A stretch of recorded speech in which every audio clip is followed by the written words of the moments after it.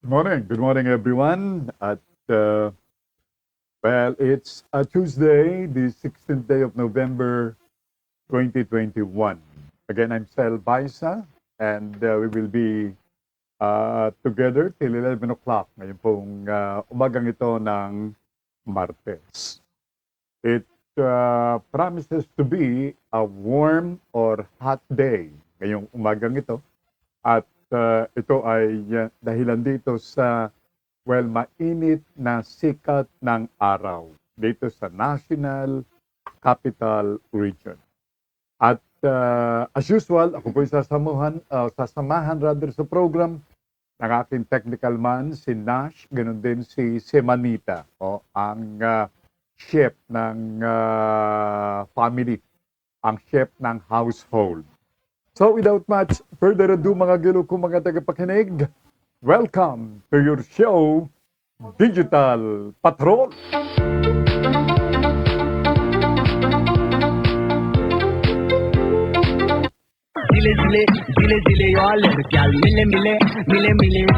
And from Miss Hag, well, this is her regular contribution. Good morning, Miss Hag. And of course, anytime now, tayo po i-hook up ng Pinoy Hours sa kanilang program. And I just made mention of the title, ang Pinoy Hour based in Alberta, Canada. Hello dun sa ating mga kabayan diyan sa Alberta, Canada, and hello to John and wife Melody and children from Alberta, Canada. And speaking of Canada, another watcher and listener from Montreal, Canada, Norma Baisaswale. Yes, of course, she is the youngest in the family at siya po ang bunsong kapatid of yours truly, from Montreal, Canada, Norma Baisaswale. And hi to her husband, Ken, and children. Well, I understand she just arrived home from her hospital duties. Okay? So, morning Manong, happy Tuesday Philippines ang kanyang pagbate. Now, another regular followers of the show, Mary Hilma Wong. Hello Mary, good morning to you. At ang pagbate ni Mary, magandang umaga po Captain Sel Baisa, God bless and more power. Thank you. Thank you so much, Mary. So, welcome to your show ngayong araw ng Tuesday edition ng inyong Digital Patrol. So, without much further ado, let's find out kung ano magiging kalagayan ng ating panahon. This is courtesy of ni Chris Perez, reporting directly from Pag-asa Forecasting Center offices. Mga gilo kong mga tagapakinig, narito magiging kalagayan ng panahon sa Pilipinas in the next 24 hours. Magandang umaga, forecaster Chris Perez. Din po, sa ngayon, inaasahan natin na magiging maulap, may mga pag-ulan at pagkidlat at pagkulog sa buong Visayas, Mindanao at Palawan dahil sa Intertropical Convergence Zone or ITZ. Samantalang maulap na may mga mahinang pag-ulan sa Cagayan Valley, sa Bicol Region, sa Aurora at sa Quezon dahil sa pinagsamang epekto ng shear line at ng amihan. Dito naman sa Metro Manila, sa natitirang bahagi ng ating bansa, generally maaliwalas ang panahon. Mainit, medyo malinsangan sa ilang lugar, pero may chance rin ng mga ilang pulupulong dagli ang pag-ulan, lalo na sa dakong hapon o gabi. Samantalang gale warning natin, nakataas pa rin sa mga karagatan sa paligid ng Batanes, Babuyan Island at sa northern coast ng Ilocos Norte. Hanggat maaari muna pumalaot doon yung mga kababayan nating mangingisda at yung mga may maliit na sakyang pandagat. Wala naman tayo inaasang bagyo na makaka-apekto sa anumang bahagi ng ating bansa.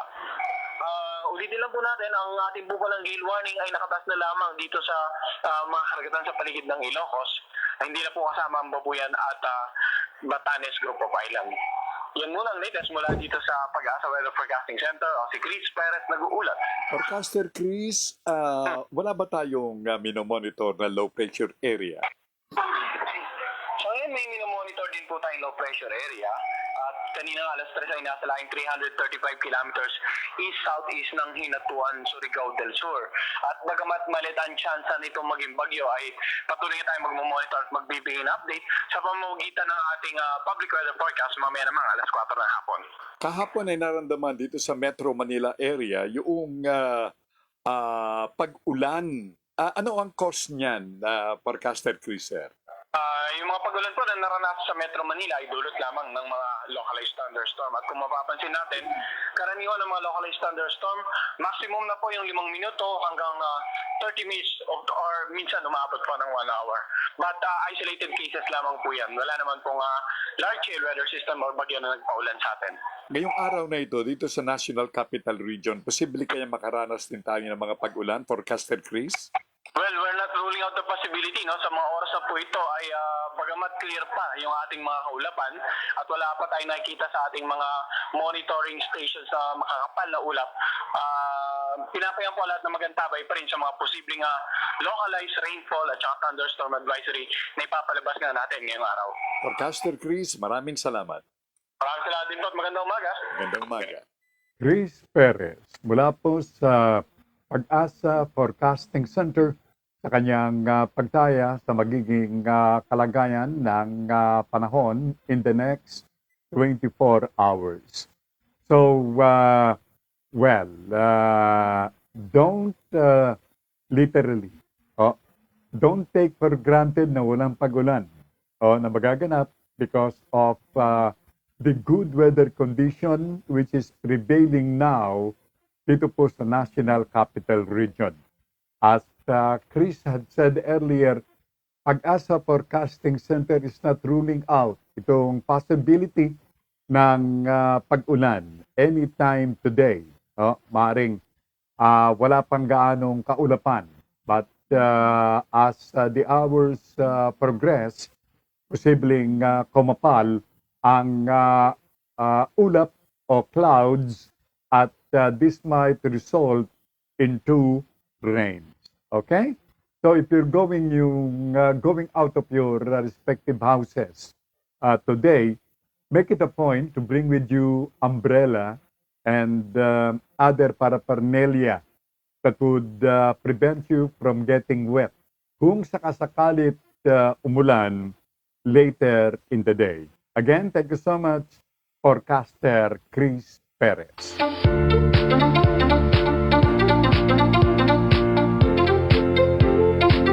Now, Mayor Digong or President Rodrigo Roa Duterte, sa kanya pong palatuntunang talk to the people last night, kanyang ipinahayag itong magandang balitang ito. Maganda in the sense na tayong mga naninirahan dito sa alert level number 1, alert level number 2, alert level number 3, o yung alert level na yan. Hindi na tayo obligado na magsuot o gumamit ng face shield. Pwede na. Face mask na lamang. Yan po ang pinahayag ni Mayor Digong.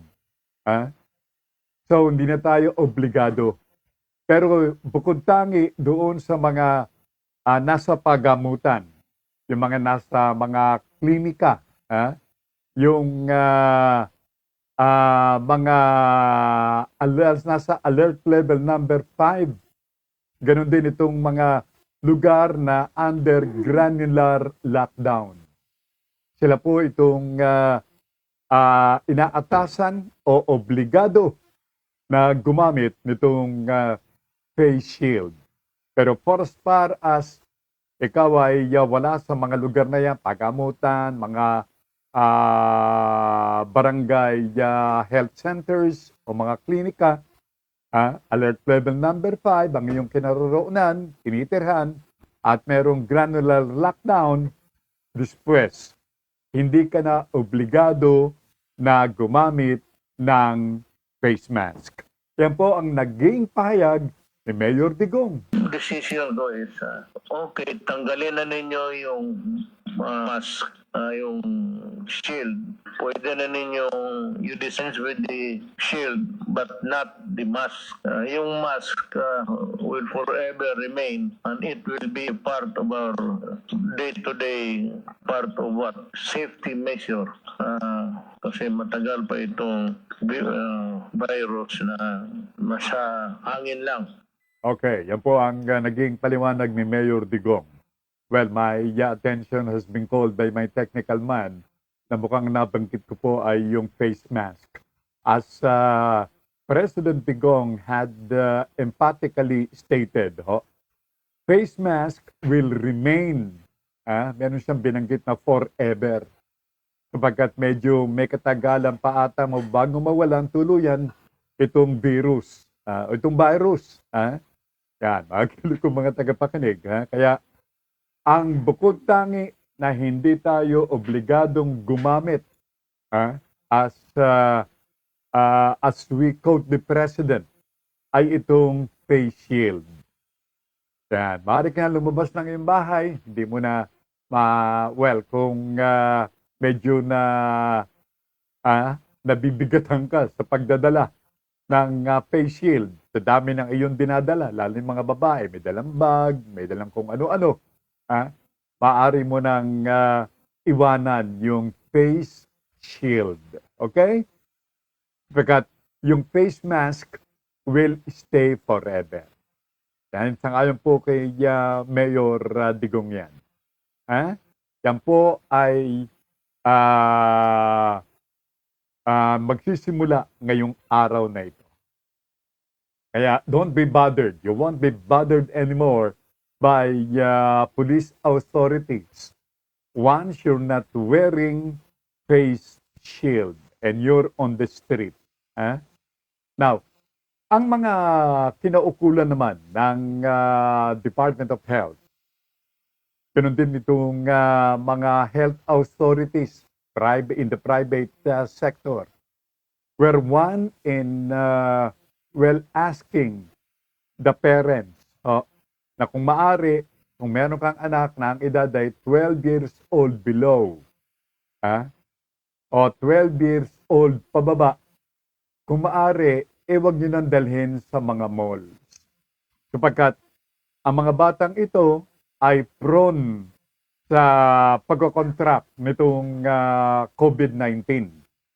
Meron pong insidente na kung saan isang bata na ang edad ay 1 taong gulang ang apparently raw ay nahawaan nitong COVID-19 nang siya ay isama ng kanyang mother diyan sa isang mall. Hindi na binanggit ang mall. Pero ang positive yung bata ay nagkaroon ng COVID-19. Kaya yan ang bagong panawagan ng mga kinaukulan na kung maaari, wag na po nating isama yung ating mga anak sa pagtungo sa mga mall. So meron po kayong kasama sa bahay whom you could entrust your child better. Sapagkat alam nyo, unti-unti na namang nagsisikip ang mga malls. All because of the sudden influx ng mga buyers, yung mga shoppers, yung mga mall goers. Well, hindi nyo naman masisisi. Lalo na yung isang ina, halimbawa, na ang kanyang anak ay natigil, napako. Well, hindi napako literal, kundi hindi makalabas ng kanilang bahay. Ng almost 2 years. And as a mother, of course, yung awa, yung compassion naroon. Kaya naman, nung ipahayag na alert level number 2 na ang National Capital Region, everybody got happy. So, even without thinking itong threat ng COVID-19, sige, binihisan ng anak, dinala sa mall. But then, ulitin natin nandyan pa rin yung pandemic. Virus brought about nitong COVID-19 is still around us. Kaya naman uulitin ng palutuntunan yung panawagan ng mga taga-DOH as well as yung mga nasa private medical sector na kung maaari, huwag nyo nang isama ang inyong mga anak patungo ng mall. From Angelica Paz, blessed Tuesday morning po to all of you at BSC. Ito pong broad streamcast. Yan po ang channel, official channel ng mga palutuntunan. Na inyo po napapanood starting at 7 o'clock in the morning all the way up to midnight. Sabi ni Angelica Paz, well, good or blessed Tuesday morning to all of you at BSC. Captain Sel Baisa, more power and keep safe always po. Likewise, thank you so much, Angelica, and the same prayer to you and your loved ones. Thank you so much. Angelica Paz. Okay. Si Dr. Kim Tejano. Si Dr. Tejano, incidentally, ay vaccination manager ng Department of Health. At he would want to sound off yung ating binanggit na panawagan sa ating mga magulang na kung maaari, huwag niyo nang isama ang inyong mga maliliit na mga anak, yung mga chikiting sa mga malls. Kawawa naman ho yung bata kapag nahawa ng COVID-19. At meron din pong paalala si Dr. Kim Tejano. Ang sabi ni Dr. Kim Tejano, kung hindi pa po nababakunahan ng anti-pneumonia, anti-polio, tigdas ang inyong mga anak, kasama na ang diphtheria, pabakunahan na ninyo.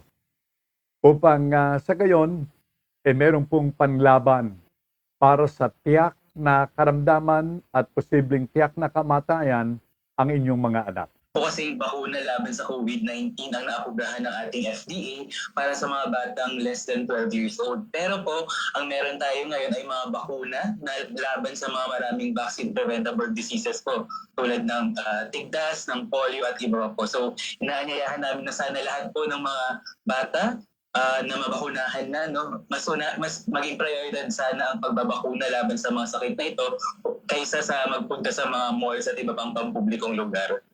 Bueno, ang bata na hindi bakunado nitong karamdamang ating nabanggit sa ayon po kay Dr. Tejano ay prone, parang sitting back o lame duck yung bata na posibleng mahawaan kaagad ng karamdamang yan. Kaya mabakunahan ang inyong mga anak. Libre po yan.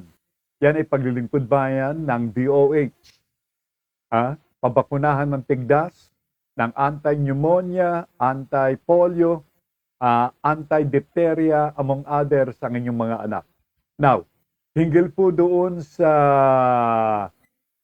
COVID-19, sangayon po kay Dr. Tejano, pinag-aaralan pa.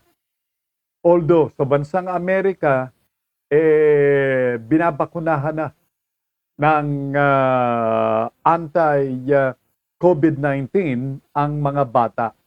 Pero dito sa atin, pinag-aaralan pa ng DOH at ng FDA kung nararapat na bakunahan ng anti-COVID-19 itong mga batang ito, 12 below.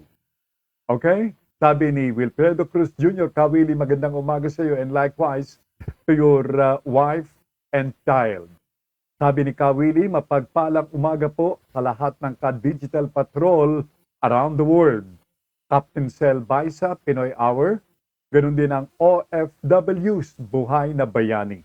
Maraming salamat, Kawili. At sa lahat ng ating mga listeners and viewers, yung mga kapitbahay, yung mga kabarangay ni Kawili diyan sa General Trias sa Cavite. From Alex Torres. Okay? Ang sabi ni Alex, magandang umaga po, sir. Stay safe and God bless po. Okay?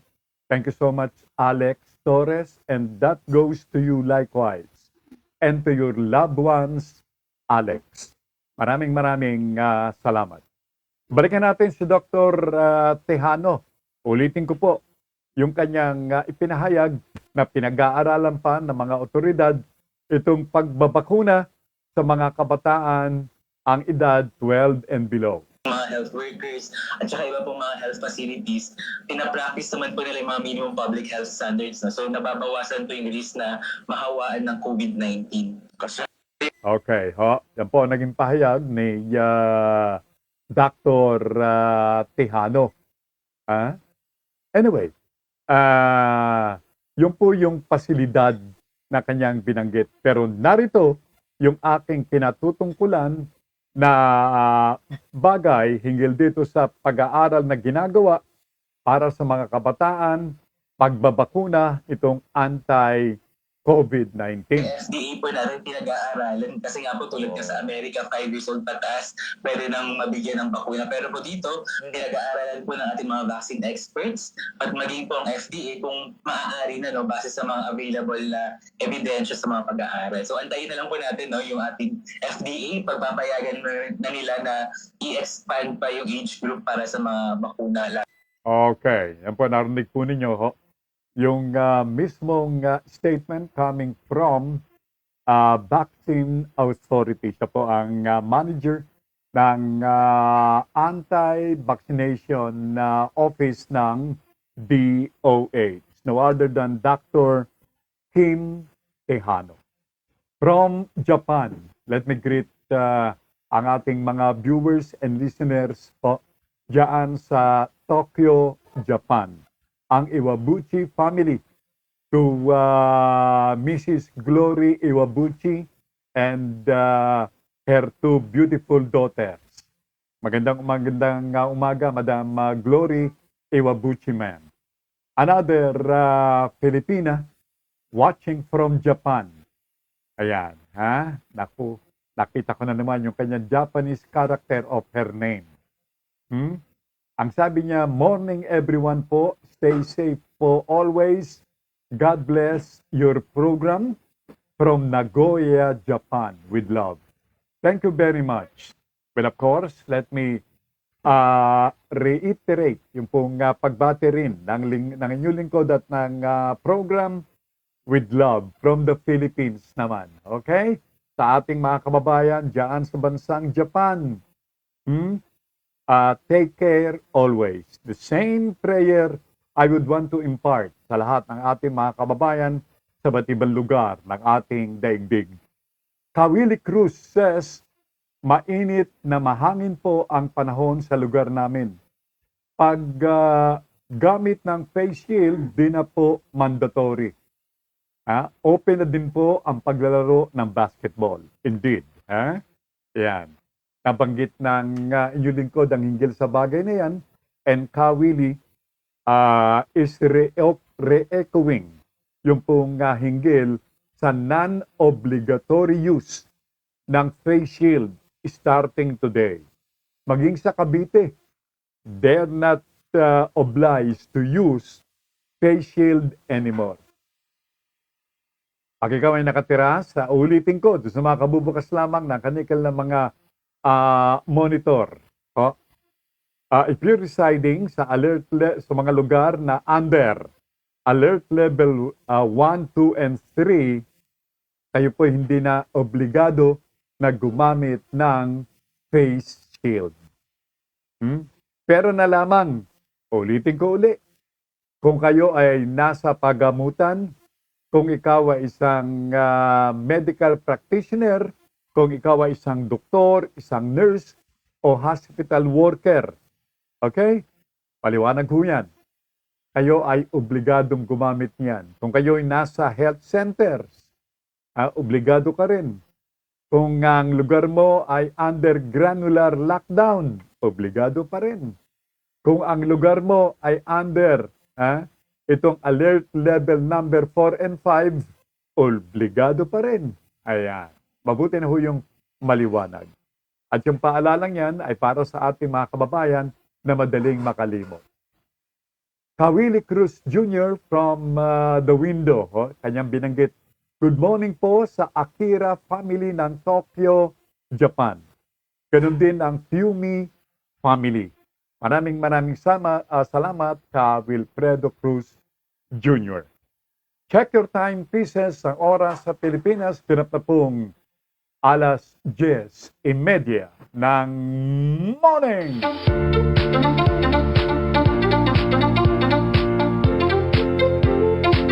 Aloha mula po kay retired US Navy Lieutenant Commander, kababayan of ours, from Carlos Bernardo, Lieutenant Commander Carlos Bernardo, saying, aloha brother, welcome back.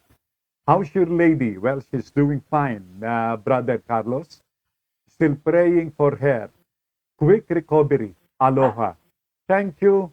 Muchos gracias, Brother Lieutenant Commander Carlos Bernardo, and allow me to pass to you and to your loved ones the same greetings of aloha and stay safe always. Okay?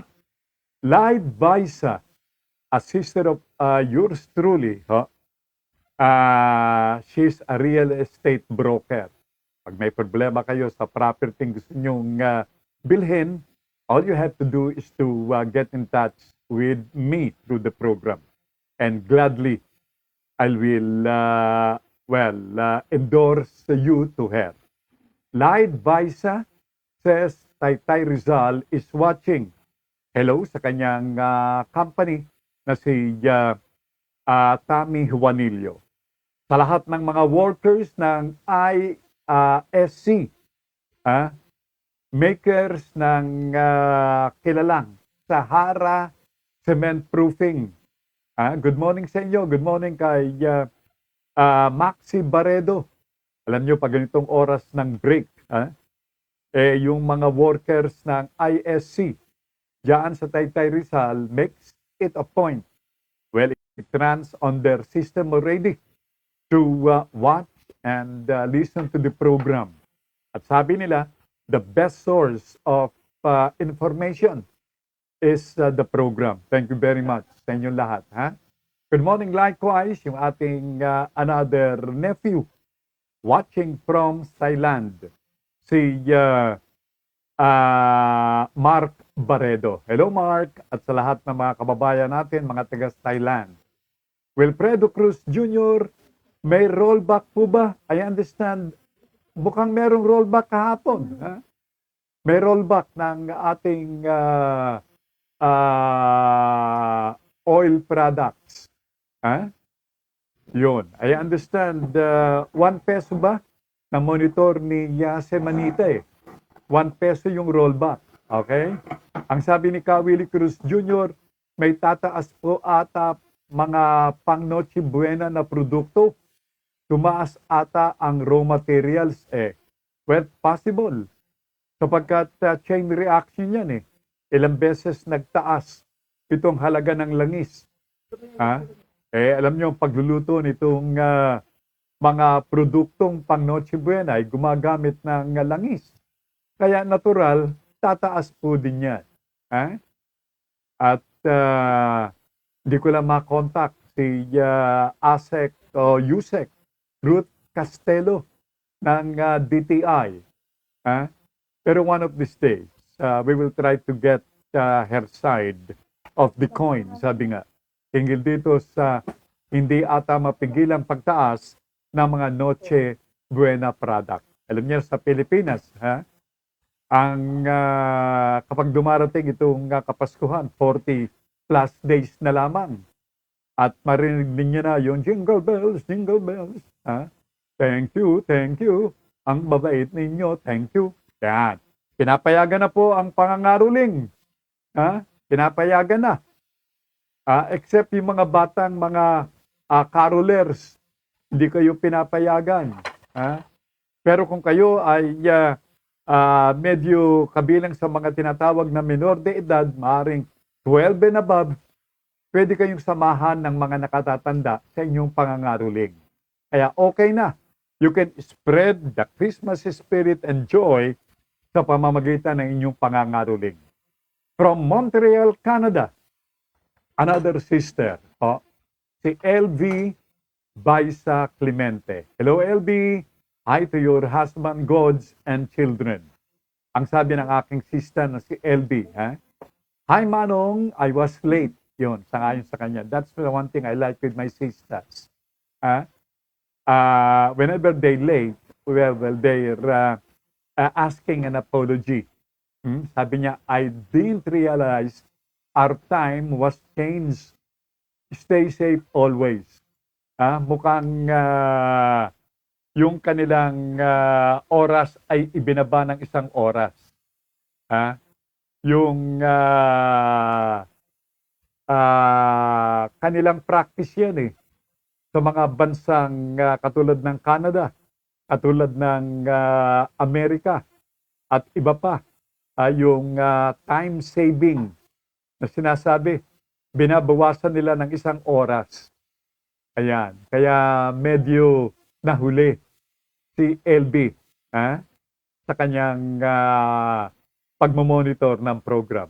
Again, better late than never. Well, it happens likewise to the show, especially whenever I encounter unforeseen problem dito po sa aking gadgets. At yung pinaka-importante, yung internet. Kapag nagkaroon ng problema sa internet, patay ka na. You have to wait, you have to live at the mercy ng internet provider. Or else, the program host like me won't be able to talk to you and pass on to you the latest happenings and updates in the country. Okay? So, better late than never. Now, going back dito po sa ating mga balita, mga gilid ko mga tagapakinig, yan. Again, doon sa ating mga kababayan, this time, ang Pangulo naman ng Philippine Medical Association, no other than Dr. Benito Atienza, his resounding, his re-echoing, yung kanina ay ating naunang panawagan, paalala sa ating mga magulang, sa ating mga inanantahanan, na iwasan ang pagdadala ng inyong mga anak, lalong-lalo na yung mga batang 11 years old below.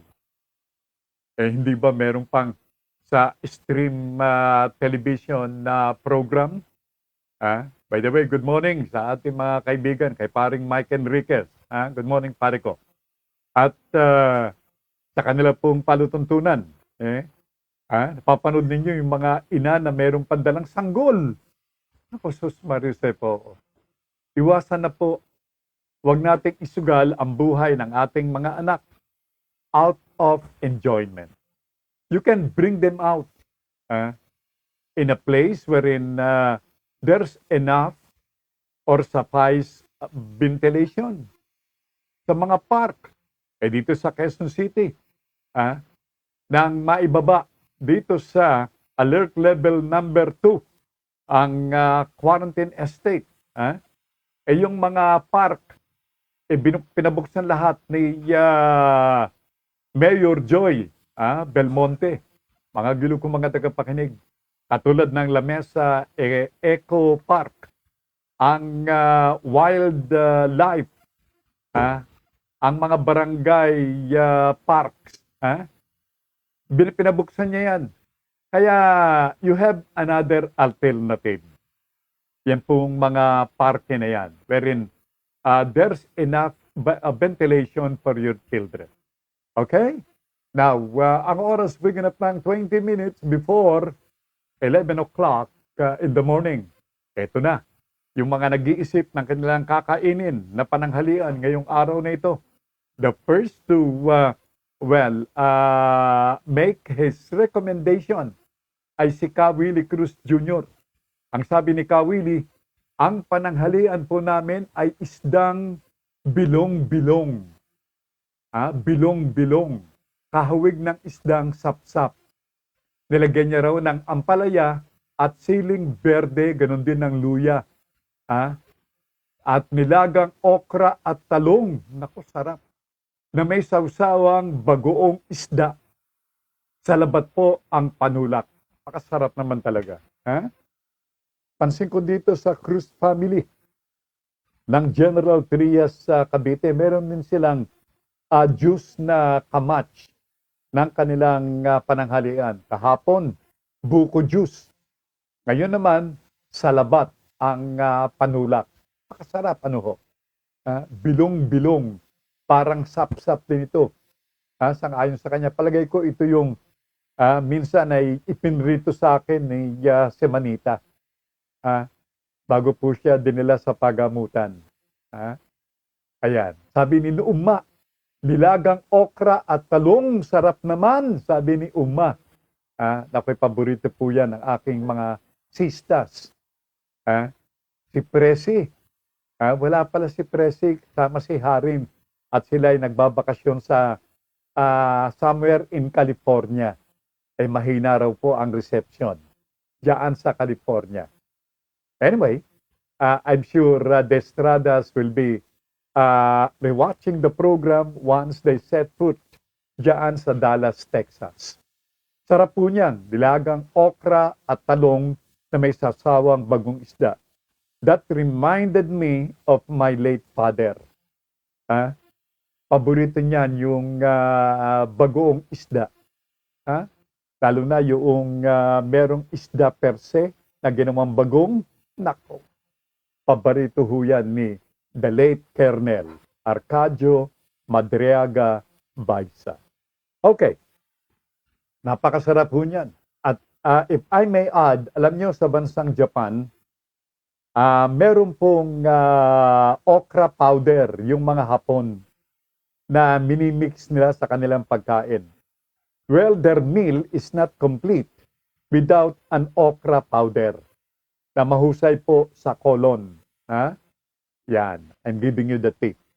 Kaya maswerte po tayo sapagkat dito sa Pilipinas, isang pera o 5, 10 o 5, 5 ang okra. Medyo mura po ang okra sa atin. Kaya don't forget to serve okra in your meal. Okay. Now, let's get back sa ating pong mga balitaan. Beno, ang bago pong trumpeta ngayon, yung spokesman, yes, Kawili, okra mayaman sa fiber. You don't have to buy fiber because okra has that element already. Okay. Simula po ngayong araw na ito, hindi na po nating maririnig o makikita. Mamimiss na natin si ang trompeta ng Malacanang. Si Secretary Harry Roque. Sapagkat simula ngayon, ang magiging trompeta na ng Malacanang, ang pansamantalang spokesman ng palasyo ay walang iba kundi, magilo ko mga tagapakinig, si Secretary Carlo Nograles. So, Nograles. By the way, Carlo, si Roque, Secretary Roque, nag-file ng certificate niya. He will be running for senator. Alam mo, once you file your certificate of candidacy, automatic yan. out ka sa gobyerno. No other formal ritual is needed except when you file. Tapos ka at moment, you cease to be a government employee. So, kung maaari, ikaw na lang sana ang acting na muna until we find a replacement. I do not want to burden you with so much, alam ko yung paperwork na daan. Okay, narinig niyo po yung naging statement ni Mayor Digong. And he appointed temporarily as his spokesman si Secretary Carlo Nograles. Vice Harry Roque. Ang sabi ni Wilfredo Cruz Jr., si Secretary Carlo, wala na si Harry Pater Roque. Yan, Yan. Thank you so much, Kawili. Carmen Sibilia from Montreal, Canada. Ang sabi niya rito, LV, and she's referring to my sister Elvira. LB, kanya, I'm trying to watch sales program, but it turns different show. Ayun, bakit kaya? Sa BSC mo hanapin, Carmen. Pakituruan mo nga, LB, Alam niyo si Carmen ay isa sa ating mga kababayan na nakabase diyan sa Montreal, Canada. And she makes it a point to start the day or to end the night sapagkat gabi na po ngayon sa Montreal, Canada. Patulog na yung ating mga kababayan doon, not unless you are on a hospital duty. Okay? Yan. Sige, Carmen. Just tell us kung nakita mo na ang palatuntunan. Alright. Ang sabi ng ating viewer sa Nagoya, Japan, nako, ang hirap ng maniwala sa kanila. Parang 5-5 na lang ang politiko sa Pinas. Nakakalungkot.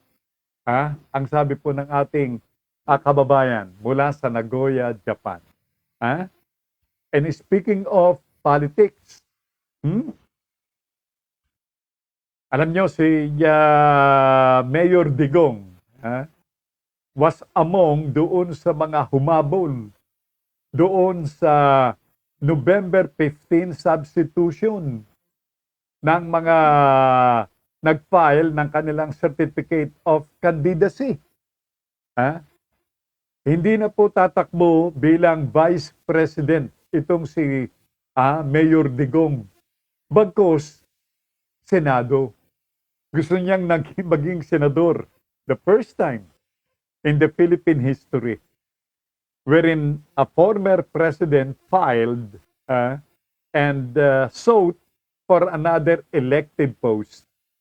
Much lower than his post.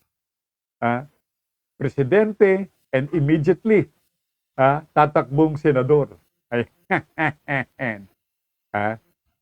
kung mananalo, sabi nga ho ng ating mga political analyzers, yung magagaling mag-analyze sa politika, baka pag nanalong senador, baka ang targetin nito ay yung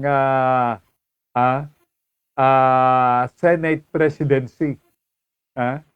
Now, si Macapagal Arroyo, si Gloria Macapagal Arroyo na dating Pangulo din, bakit kaya? Bakit kaya ayaw umalis ng mga ito? Ano ba meron? Ayan. Sa Congress naman, ang tatargetin naman ito ay yung Pangulo ng mababang kapulungan. Di silang dalawa, magkaalyado yan And perhaps you know what I mean. Ang sabi ni Willie Cruz Jr., wag po tayong pasilaw sa buy one, take one. Sa mga online. Bumili ako ng solar light, buy one, take one, mura. Mapapamura ka. Kasi di po gumagana ang isa. Depektibo. Sus Marisepo. Yung mga online selling. Ako hindi naniniwala dyan. Yung nakikita mo sa litrato, paano mo ma-appreciate? Litrato, talagang maganda yan. pero hindi mo nakikita yung ipadadala sa'yo. There's nothing like buying the product na makikita mo. Ha? Alright. Ang sabi ni Willie Cruz Jr., Senate President, 99% in reaction to what I've said. Ang sabi ni Uma, since you mentioned food, napakain tuloy ako ng danggit at rice. Pero konti lang. Hehe. Ay, ayun. Na influence ko yung aking youngest sister. Napakain. Sa mga sandaling ito, mag-aalas 10 ng gabi sa Montreal, Canada. Ay, nako. Sabi nung ating listener, viewer from Nagoya, Japan, pag una-unahan po sa pagnanakaw, mga monster talaga, sagad sa buto, nakakahiya. Yan po ang sabi niya, from Nagoya, Japan. Okay? Ang sabi ni Lides, pag nanalo si BBM as president, si Bongbong Marcos, si Arroyo naman ay magiging presidente ng Kongreso at presidente si Digong sa Senate, tapos na ang Pilipinas.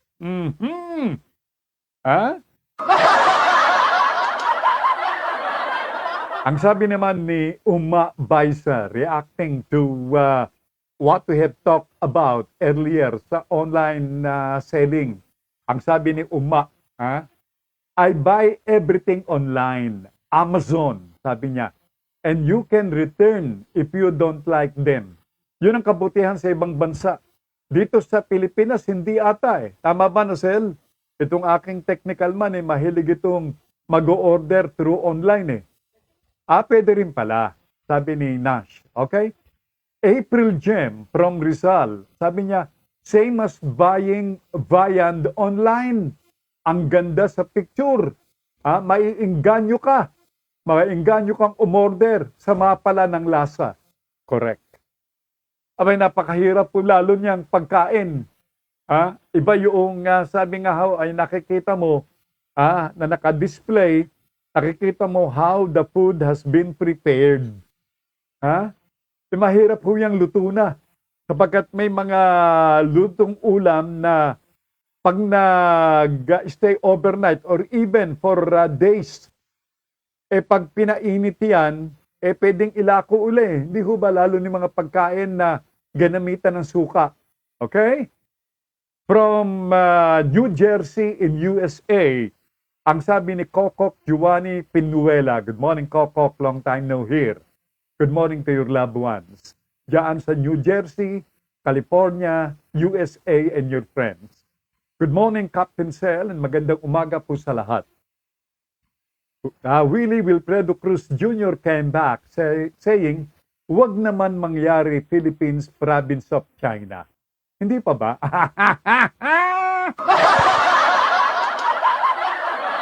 Uma Baisa has this to say, only buy from trusting company. May mga fake sellers here sa Montreal, Canada. Sangayon po kay Uma. Ayan, Kaya, one piece of advice, and we are doing here, yung bagay na yan sa bahay na ito, sa bahay namin. Every time Nash makes an order at dumarating yung kanyang order, yung addressee, yung papel na nakalagay ang address ni Nash, we make it a point to remove it and destroy it. Huwag niyong hayaan na itapon at huwag niyong hayaan na nakakabit pa rin yung address ninyo. Sapagkat yung mga scammers, yung mga manloloko, maaring gayahin yan, ilagay ang pangalan ninyo, talagay sa isang magandang wrap, yung pala'y ang laman ay bato, at dadalhin sa inyo. And they will ask for a certain delivery fee. Minsan, sa dami ng inyong iniisip, babayaran mo na lamang thinking na meron kang na-order. Pero in reality, wala. Kaya ingat kayo, okay? Sabi ni Lyde Baisa, sabi ni Lyde, yung aking real estate broker sister, yung Okoy online na binibili ko online sa Taytay, sarap at malutong. Yun. Well, I'm sure na kilala na si Lyde. Yung kanyang boses lang, whenever he or she lifts the phone, is enough for whoever runs the business na, well, huwag manloko. Iba naman yung suki na. Okay? Pero may mga trusted na mga mabibilhan naman eh. Yun. Ako baka kumain na naman itong umma. Ang sabi ni umma, sarap okoy. I told you. When it comes to okoy, iisa itong aking mga sisters. They love okoy so much. Okay, magilo ko mga tagapakinig. Go okoy. Hindi na okay. Okoy. Yan. Now, alam nyo mga gilo kong mga tagapakinig, si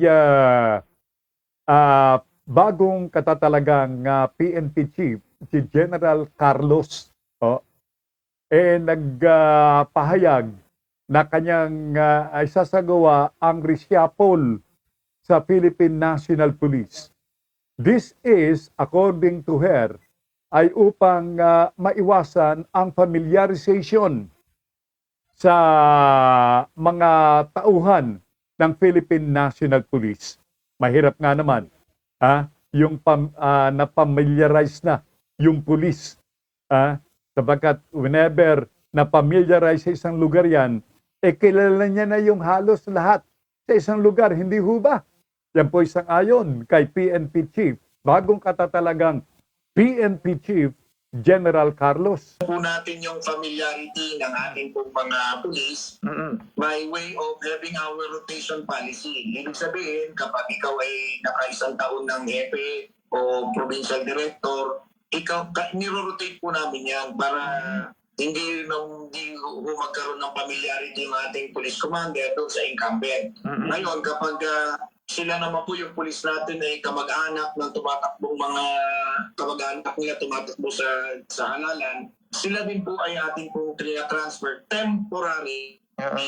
Yun, yung mga pulis na mga natalaga ng isang taon sa isang particular assignment, they will be the subject of reshuffle by no less than the newly appointed PNP chief in person of General Carlos. Bueno, alam nyo, tumaas ng 8% itong kaso ng COVID sa National Capital Region. Pero wag po tayong mag-alala naman. Ito po isang ayon kay Octa Research Professor Guido David. Dati po, the previous week, ang mga kaso ng COVID ay 404 lamang na itala.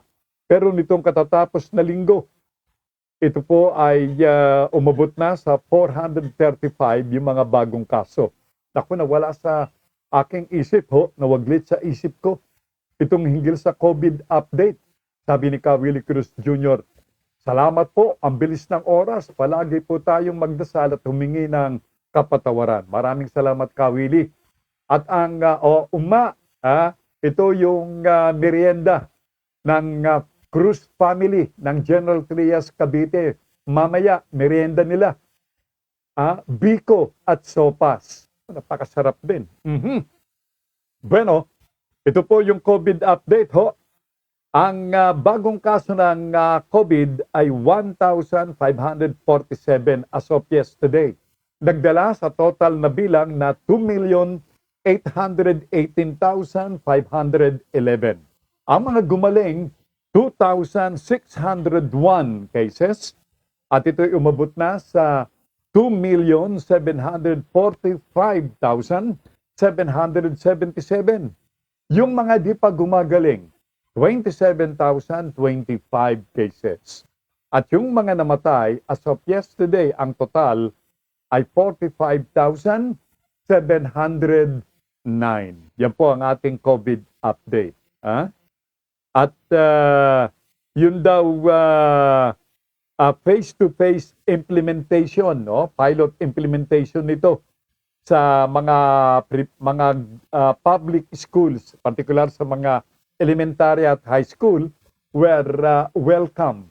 Naging masaya daw itong pilot face-to-face implementation ng Department of Education. Well, we're running short of material time. At do stand by for the next program.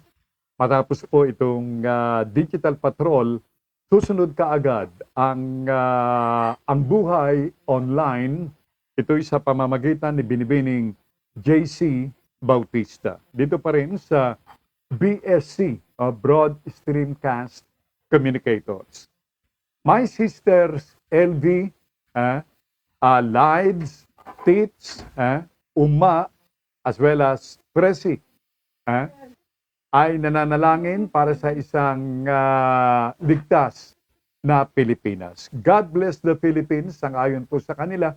At this point, I'd like to say thank you very much kay Nash, ganoon din kay Simanita, and to all of you, ang ating mga dear followers ng program. So until tomorrow, God willing, magkasama-sama po tayong muli. Ho? Ako si Sel Baisa at nagsasabi na Diyos ti Agnina. Iwaston yung mga orasan, ang oras sa bansang Pilipinas, ganap ng 11:00 ng morning.